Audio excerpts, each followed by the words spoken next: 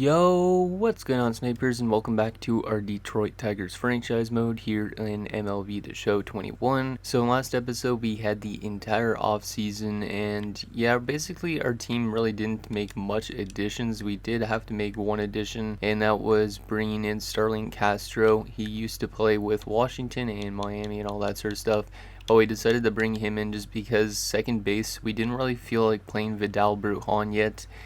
So that's the main reason we brought him in, but our team still looks like it's improving pretty good, I think, and our prospects, we're going to be keeping tabs on them and seeing how they play out throughout the season. Very excited to see how Chauncey McElroy plays in AAA this season, as well as guys like David Jordan, who was another top prospect of ours that we drafted. And then it should be interesting to see guys like Gerald Merton in AA, for example, as well as we do also got Diego Corona in AA, so that should be interesting to see how he plays this year. He played really good last year, I'm pretty sure. And then it should also be very interesting to see Gary Hara play in AA. He was originally in AAA, I put him, but I think he's going to be better in AA right now because his hitting attributes aren't great.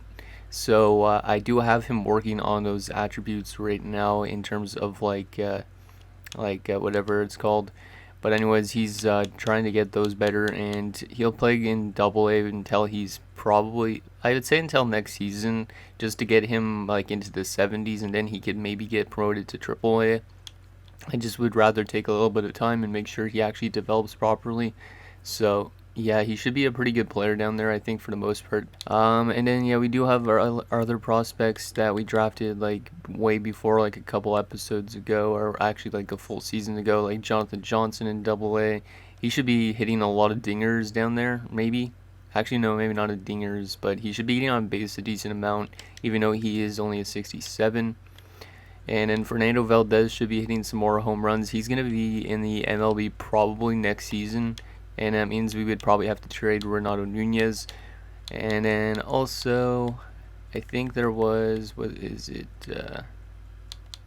Eduardo Cortez is another player. He's also in AA. So we got a lot of good prospects in our system that we are going to be keeping tabs on, and hopefully they have some good years in their respective leagues. And yeah, hopefully we could have I wouldn't say we want to make the playoffs right away, but we're not going to be a playoff team anyways. But if this team could finish maybe around the same amount as they were last year, because as you can see in the first 2 years, we were 59 and 103 and then 70 and 92. So if we could finish maybe around the same as last year, I would be probably pretty happy with that. Now the owner goal though says for us to actually reach the postseason by the end of this year. But the thing is, it doesn't really matter because I think I turned off firing anyways, so we don't have to reach his owner goals. But and yeah, that's pretty much that. Also, I did show you guys the draft class in last episode, and I took a look at it after I recorded, and yeah, this draft class does not look good. Like, some of the players that look good are like 23 years old, and these 19-year-olds and stuff like that look like projects. So it's going to be probably a pretty tough draft to find the best player in, and I don't know if I'm going to look forward to it because I feel like a lot of these players could be good, but they might be like good at an old age. So I don't know. It might be a weird draft for us. But anyways, before we get simulating a little bit, we do have one comment to go over, and that is from Dylan Burrows. And it was in regards to the 40-man roster, because I didn't actually get a pick in the Rule 5 draft, so I feel like this is the main reason he's mentioning this. But he says, it's because you had 40-man, so yeah, since I already had 40-man on my 40-man roster, it's because of that.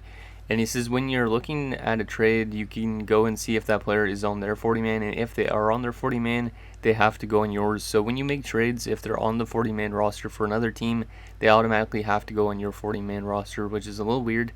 But it makes sense. And then I guess if we didn't want them on our 40-man, we would have to put them on waivers where any team could claim them. So just a heads up, I guess, for the future.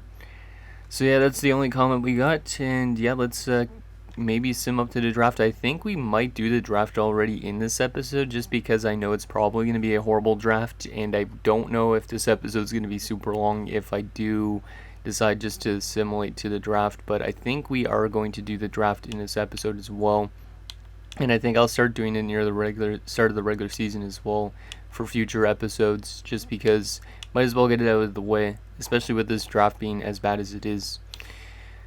So let's start simulating. So where do we want to go to?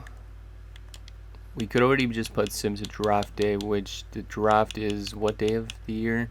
April 6th. Right, no, that's where we are right now.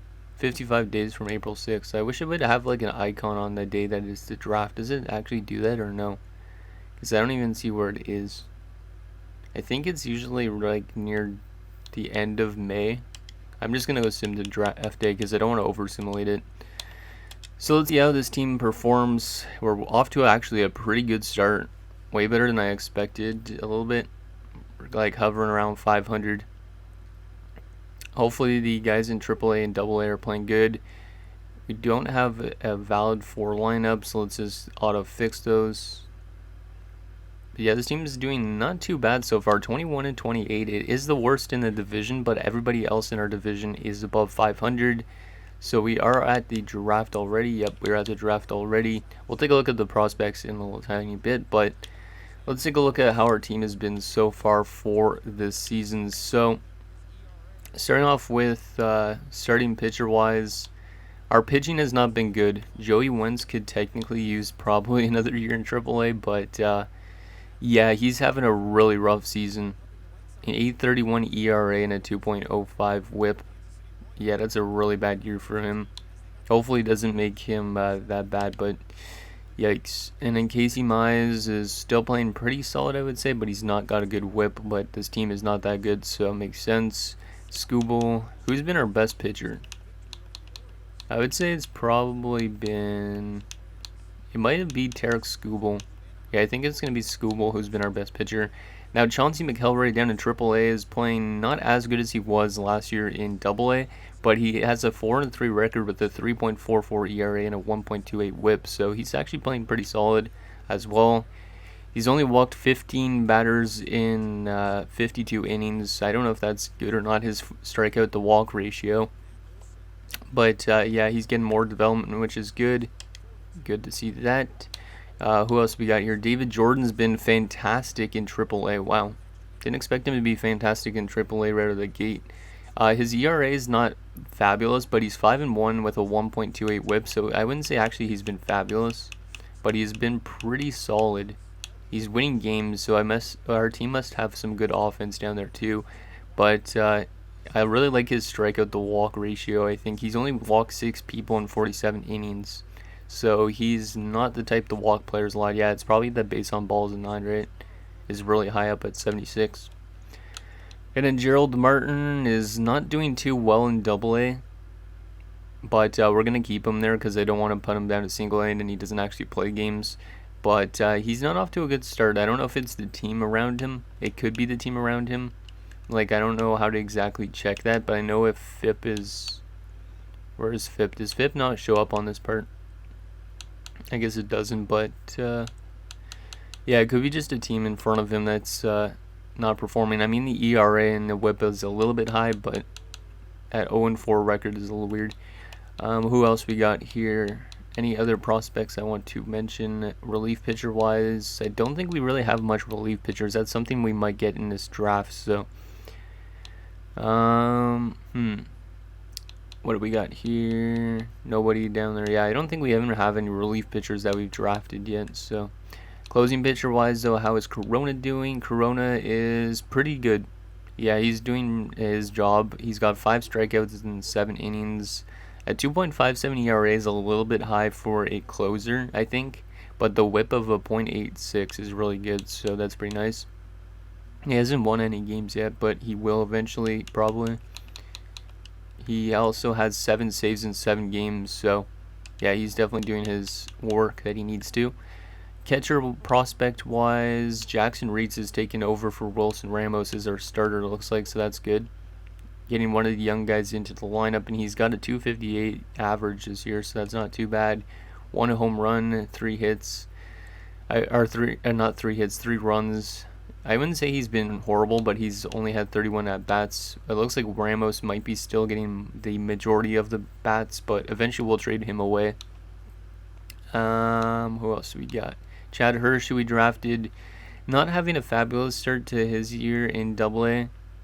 I mean, he's got 1 homer and 10 RBI, but a 2.12 average isn't great, and 5 runs only. He will develop eventually. Who else do we got here? Fernando Valdez, hitting at 233 is not terrible, not great either. He's already got 4 home runs, though, 15 runs and 22 RBIs, so I mean, he's been a little bit slow, but he is, according to this, it looks like, I think the 2 stars on the side mean he's like a rising star or something. But he is developing pretty well in terms of his contact a little bit, so that's good. Who else we got here? Second baseman, Vidal Bruhan, 226. Not terrible, but he is developing, which is what we need him to do. Jonathan Johnson, though, I'm kind of interested in him. He's sitting at 304, but he's probably playing as a bench player in Double-A. And yeah, he's coming off pretty good, so maybe he's going to be a good bench player for us in the MLB at some point, like it was mentioned before. Eduardo Cortez is hitting at 273, which is not too bad, but he looks like he's been a bench option as well. Interesting. Third baseman wise, we don't have any prospects that I want to take a look at. Candelario, though, in the MLB has been solid, but he's been kind of cold as of late, apparently. Shortstop wise, interesting. Don't have really any prospects except for Garcia, who's been killing it. Damn, a 364. We'll probably have to move Garcia to AAA next year, and then I'll probably move Peterson down to double. I don't know. And in left fielding wise, the one I was most interested about, Gary Hara, is up to a 70 overall already, and he's hitting a 243 average, so not fabulous, but he's got 7 steals already, which is like definitely because of that speed category. And then he's already got 6 RBIs in 7 runs, so he's not hitting home runs, which makes sense because his power's not there yet. But he is stealing a lot of bases and getting RBIs, which is pretty helpful, I guess, for the team. And then I think that's pretty much it. Oh, George Veras as well is not playing because he's in single A technically. So anyways, that's the player stats. So let's take a look at our scouting stuff and see if there's a better prospect. So I don't even know what we're going to go after in the draft. We did scout out some more players better, which is good. Yeah, I think we're going to still do the draft in this episode, but it is going to be probably a really bad one, I would say, just because you can never really tell with this draft at all. Like, there's a lot of guys are actually scouted in the yellows, which is good, but yeah, this draft class does not look good to me. Let's go to transactions, go there, and then let me take a look at our injured list. So Nomar Zara was actually injured, I didn't realize that, and he's out for 1 to 6 days, strained pectoral. And then Eric Haas out with a torn calf. At least it's 2 veterans, so it doesn't really matter that much. Obviously, the injury to Mazzara is going to hurt our MLB team, but we aren't going to be a playoff team regardless, I don't think. So now that we're at the draft, I think we're going to actually do the draft in this episode, just because, or else this episode's only going to be like 13 minutes. So let's get into this draft and see what we could get here. We have the 10th overall pick, so we might still get a decent player, but it's hard to tell really with this draft class. So let's see what we could get at 10. So before us, though, Ronan Capola goes to the Rangers. Vern Mathis, I remember that name, goes to Arizona. Claudio Castro goes to the San Francisco Giants. Manuel Quesada, who goes to the Rockies. Godo goes to the Mariners, Arnett to the Pirates, Navarro to the Marlins, Labine to the Athletics, and Bradford Barber to the Orioles. Yeah, I don't really know if any of those guys are going to be good players or not. Now, we could take Bronson Bonner, who looks like he could have the potential to be something decent. But if we look at his attributes, he's got 170, which is above average. He's got 270s, he's got 370s, and 470s potentially. So he could be a decent player. It looks like he does also have some things that need a lot of work in. So he could be a bit of a project. Like, he only has a 75 potential at max, it looks like. Now, we could go for a guy like Fernando Diaz, who's 23. Now, he might only be like a 50 overall, which would not be good. But, like, we do need a right fielding prospect. Like, this guy could play right field, but I don't think he's going to be that good. Like, he doesn't have good attributes. Like, he's probably a project of a player, I would assume. And he's already 23, so we don't really want a project that's 23. We could always go with, like, a second baseman. Diego Santos. He doesn't look great, I don't think. Yeah, this draft class does not look good, especially ones that I've scouted already. Maybe this guy, starting pitcher, Damian Rodriguez. He's not fully scouted at all, but he could be pretty good as a starting pitcher prospect. I wouldn't say we need another starting pitcher, but maybe we do decide to go with Damian Rodriguez. I think he could probably go next round, so maybe we'll get Damian Rodriguez next round. We could still use some relief pitchers too. Luis De La Rosa was one that I had some interested in, but I don't know for sure if he's actually going to be that good still. Let me actually take a look at relief pitchers, because that's something we definitely need. Apparently we're actually we need like a first baseman, but pretty much everywhere else in the infield is not that bad. But relief pitcher wise, yeah, this is going to be a really tough draft to figure out something. Yeah, I don't know if there's... Let's see, first base, this guy, is he good? Probably not. This guy might be the best first baseman, but he's going to be a project. I think we're going to take... Who was it? I could go with... I think I might go with the starting pitcher to an extent that I was looking at in Damian Rodriguez. But he's not fully scouted yet, so I think we're going to take Bronson Bonner. Even though Bronson Bonner might not be that good, gives us a secondary catching option behind like Jackson Reitz and like Hurst and stuff like that, just in case they, for some reason, like I think Jackson Reitz won't be with us for the entire time, but this guy might be the best option available. So Bronson Bonner, welcome to the Detroit Tigers. I have no idea if that was a good pick. Probably wasn't. Now let's see if we could get that starting pitcher I was just mentioning, or did he go? Looks like he is still available. I feel like since he might have a 2026 ETA that he's not that good. This guy has a 2024 ETA and he's 23. This guy might actually be a really good player. Now the only thing is he's halfway scouted. Damian Rodriguez is scouted more, so I don't really trust the 23-year-old. I think I'm going to take the chance with Damian Rodriguez here in this competitive round, balance round. Then we go into the second. Let's start by a potential. Now, Rob McDaniel is still intriguing, but I don't know if he's going to develop into something like that. 45 overall, if he's that low, he's going to be a very tough player to like grow potentially wise. And his ceiling doesn't look great at the moment, so I don't know if I want to go with him. Juan Blanco. Juan Blanco is 23 already. Yeah, this draft is looking horrible. And there's a right fielding prospect. Does he look decent? He looks okay, but he looks like he could be potentially a project. But I think I'm going to take him anyways, since we do need a right fielder, I think. So we're going to take Kiki McKenna, which is kind of an interesting name.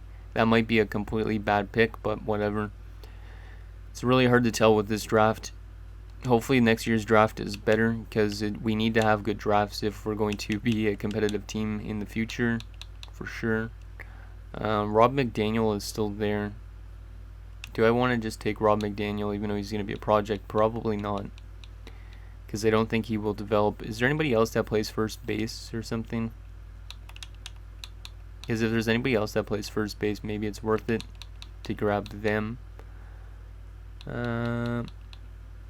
I wish there was a way to be able to sort by secondary position as well. Yeah, this class looks horrible. Like, I honestly don't know who to go after. There's a relief pitcher that might be decent, We're just going to take him since we need relief pitchers. Pedro Juarez, yeah, I think. What else we got? Second baseman, probably not that good. This is a horrible draft. I am going to probably not grab any good players in this draft, just watch. Let's just take Scott James, even though his ETA doesn't look that good, we're just going to take him. Because this looks like a pitching heavy draft for starting pitchers, and that's pretty much it. Like every other position looks like crap, if I'm being honest. Yeah, there's a lot of starting pitchers supposed to go. Maybe we take Benito. He doesn't look good though. And then everybody else isn't scouted that well. We might just have to take some random shots in the dark, like this 18-year-old. Yeah, I might just take a risk with this 18-year-old. He's probably not good, but we're gonna just try and take. Actually, this guy might have a 2024 ETA. That's kind of intriguing. And we're gonna take Rafael Zamora. Might as well. And then our final pick, I think, of the draft. Is it our final pick of the draft? It might be. Let's sort by ETA. This guy has an ETA of 2024 potentially. He's only 20. We're going to take him. Arnold Benjamin. Maybe he will be the best player in the draft. Who knows? So there is our draft, and that one was a very weird one, and I hope that we actually got some good players out of it. So let's jump in and see what we got here. So we got a 66 C potential player at number 1, or not number 1, but number 10. Oh, that was not a good pick. I mean, he's a 66 out of the draft, so that's not bad for a 20-year-old. 76 potential. I've seen some players that are catchers develop into being like 85s, even though they only have like C potentials. So this guy actually has some really good power against right-handed pitchers. We are definitely going to sign him still because he could be a good maybe bench option or like AA or AAA even. Damian Rodriguez has 79 potential. He's a 59 at 19, so not the highest ceiling, but he is only 19, so we will sign him as well. Kiki McKenna, 88 potential and 53 overall, so he's a bit of a project, but hopefully he develops. He could end up being that right fielder that we need. Pedro Juarez is a 69. He has 65 potential, so not great. His overall is better than his potential. We're gonna sign him anyways. And then Scott James has an 84 potential, and he's a 55. Might as well sign him as well. And then Rafael Zamora is a 63, has 68 potential, and we're just gonna sign all these guys. And then Arnold Benjamin's not that bad for a 7th round pick. 67 overall at 20, 77 potential. So we found some maybe like starting pitchers that could end up being like, yeah, maybe like end up being like relief pitchers. Like for example, Rodriguez, if he develops well, his stamina is not that high up already, so maybe he could become a relief pitcher. Arnold Benjamin would probably be like a long reliever we could eventually do. That type of thing. I think we could make starting pitchers relievers. I'm not 100% sure of that. They might lower an overall though if we do that. So anyways, that's our draft. Let's take a look at some of the other players that went. So let's see, is there anybody that's actually a good prospect that went in this draft, or is this draft a complete crapshoot? Like, I don't even know who the best player in this draft is really, because every team looks like they had a horrible draft. Like, no potential so far. Okay, there's a decent pick, but he's 23 already. 71 overall, 82 potential. Might end up being like a number 5 option pitcher for the Angels. Yeah, this draft class so far doesn't look great. Like, a lot of these players look like they were projects, which is what I was expecting, to be honest. Luis Goto has 97 potential, but he's only a 55 overall at 19. This guy could be a really good player, but it's going to take a lot of development for Seattle to get him there. There's also Mark McCaddy, who has potential, but it's going to be a bit of a project. Ronan Coppola, I think, was a high up pick. I think he actually went number 1, if I'm not mistaken. He's a 62 overall at 20, 92 potential. So once again, a little bit of a project, but he is probably going to be one of the best prospects. What else we got here? Some 67 overalls. Actually, 67 overall at 19 is pretty good. And 83 potential. That's a decent pick there for the Braves. Lusk as well. Looks like the Braves actually might have had the best draft. What else we got here? 75 overall at 18 for this catcher, Felipe Colon. And he's got 76 potential. So this Felipe Colon guy might be one of the best picks in the draft because he's got a really high overall. His potential obviously isn't great, but he could end up being like a very solid like #1 catcher. Like not a fantastic catcher, but a pretty solid one. We'll just go through this a little bit quicker. Another 75 overall with 77 potential. That's another really good pick. A third baseman. Damn, we could have drafted this guy, Eddie Delgadio. Damn, that guy has audio in his last name. Interesting. Yeah, this was not the greatest draft, I would say. Looks like a lot of teams just randomly found a good player in later rounds. But a lot of nobodies that have no potential.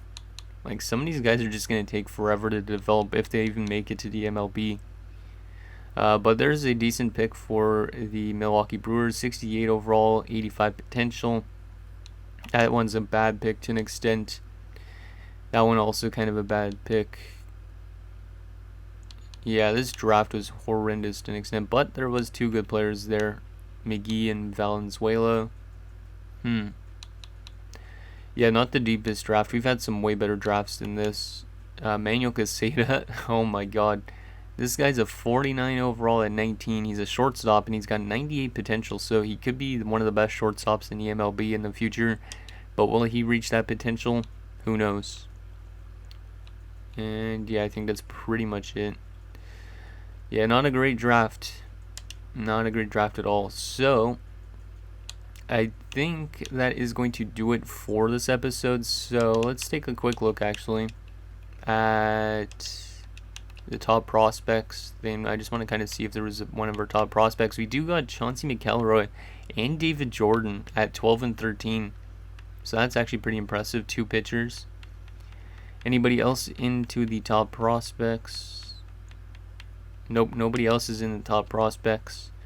Let me take a quick look at the standings. So we're 7 games back of first place in our division, 6.5 back of the wild card. Yeah, I don't even know how this team actually is doing this decent so far. Let me take a quick look at league leaders. Actually, let me take a look at league leaders in AAA, as I'm more interested about how good Chauncey's been as a pitcher. Just kind of see where he is at. He had 4 wins, so he's not up there yet in wins. But what about in terms of ERA?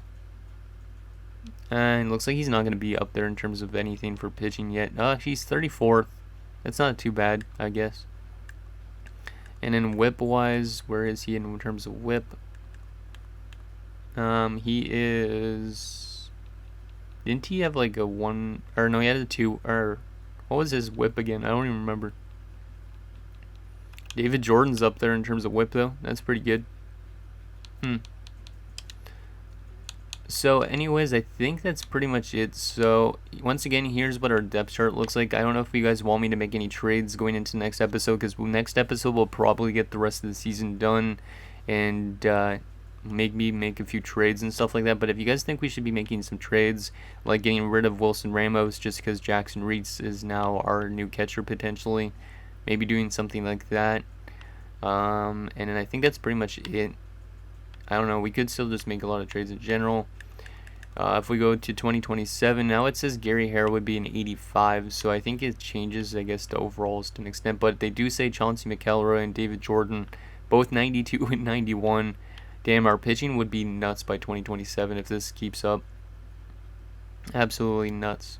I hope that actually happens, because that would be like an insane pitching core. And then also like with our relievers and closers, that also looks pretty solid. So anyways, guys, that's going to do it for this episode of our Detroit Tigers franchise mode. So next episode, we might make some trades, depending on what you guys think. We'll probably sim the rest of the regular season and just see how this team simulates, because we're actually off to an okay start, I would say, this season. So let me know what you guys think down below, and I'll see you guys next time.